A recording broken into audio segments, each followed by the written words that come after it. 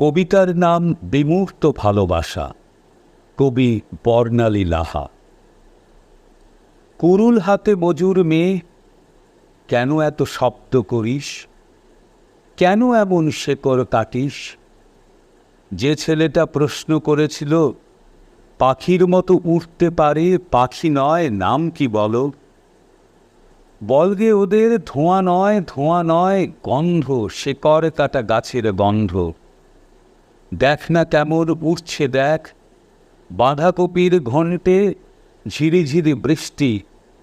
এ কি অনাসৃষ্টি, এ কি অনাসৃষ্টি। চোখ এড়ানো চোখের দিব্যি, বিশ্বাস করো আমি না আত্মা বলে ভালোবাসি। কবিতার নাম কবি, লিখেছেন বর্ণালী লাহা।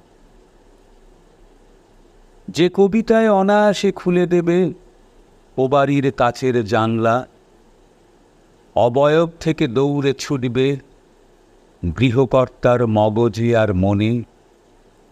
কোনো নারীর জবজবে ভেজা চোখে ডুব দিলে খুঁজে পাওয়া যাবে কাঠ বুড়ো আগুনে গরম জল।